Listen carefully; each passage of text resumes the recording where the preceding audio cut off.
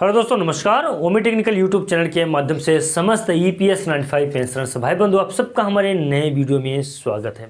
दोस्तों, आज मैं आपको बता दूं कि ईपीएस 95 पेंशनर्स के उच्च पेंशन से संबंधित जो महत्वपूर्ण अपडेट सामने निकल के आ रही है वो माननीय श्रम मंत्रालय की तरफ से। अब श्रम मंत्रालय का एक बात और मैं आपको बता दूं कि चिंतन शिविर अभी हाल ही में जो तो संपन्न हुआ है, चिंतन शिविर जिसे अमृत काल भी कहा जा सकता है, अमृत काल, और जो तो उसे बेहतर काल भी कह सकते हैं। आप अमृत काल या बेहतर काल कह सकते हैं। चिंतन शिविर जो तो आगामी 8 सितंबर से ईपीएस 95 पेंशनर्स से संबंधित उसमें बातें नहीं हुई हैं, लेकिन ईपीएस 95 पेंशनर्स के लिए भी लाभान्वित है वो जो तो चिंतन शिविर में पूरी तरीके से जितने भी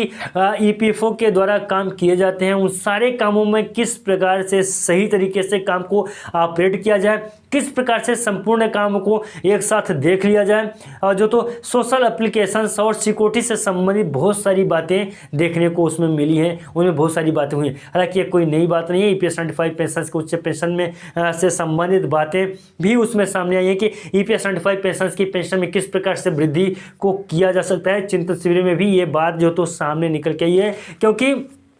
पेंशन प्रणाली जो पेंशन सिस्टम है ईपीएफओ का वो काफ़ी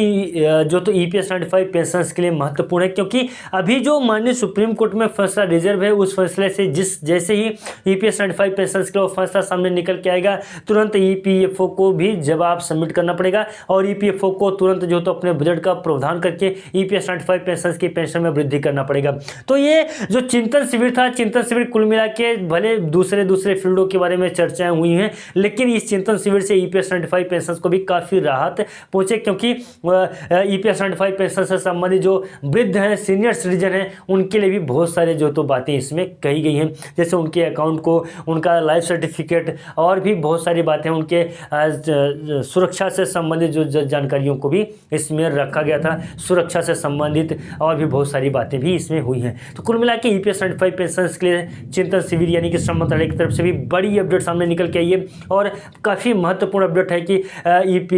ईपीएफओ और माननीय श्रम मंत्रालय की तरफ से ईपीएस 95 पेंशन के पेंशन वृद्धि में एक कदम और आगे बढ़ाया गया है। देखिए, माननीय श्रम मंत्रालय को भी मालूम है कि ईपीएस 95 पेंशन की पेंशन काफ़ी कम है और ईपीएफओ को भी मालूम है कि ईपीएस 95 पेंशन की पेंशन काफ़ी कम है, और माननीय श्रम मंत्रालय ईपीएफओ दोनों को ये भी मालूम है कि सुप्रीम कोर्ट से फैसला जो है, फाइनल फैसला वो ईपीएस 95 पेंशन के पक्ष में ही जाएगा। तो ये लोग ईपीएस 95 पेंशन को उच्च पेंशन जो तो देने का भी कहीं ना कहीं से प्रबंध तो कर ही रहे होंगे, और कहीं ना कहीं हालांकि खुल के ये बात सामने नहीं आई है कि प्रबंध किया जा रहा है, लेकिन यह बात क्लियर है कि ईपीएस 95 पेंशन की पेंशन में जल्द ही पेंशन में वृद्धि देखने को मिलेगी, क्योंकि जैसे माननीय सुप्रीम कोर्ट की तरफ से फैसला सामने निकल के आएगा और जो माननीय श्रम मंत्रालय का तीन बड़ी बैठकें हो चुकी हैं जहाँ पे ईपीएस 95 पेंशन से संबंधित जानकारी आएगी। अभी हाल ही फिलहाल में ईपीएस 95 पेंशनर्स ने माननीय श्रम मंत्रालय जी को भी घेर लिया था और माननीय श्रम मंत्री जी को भी घेर लिया था, वहां से उनको आश्वासन मिला था, लेकिन इसके बाद भी जितना जल्दी हो सकता है उतना जल्दी जो तो ईपीएस 95 पेंशन की पेंशन में वृद्धि संबंधित काम करेंगे, ऐसा भी बात सामने निकल के आई थी।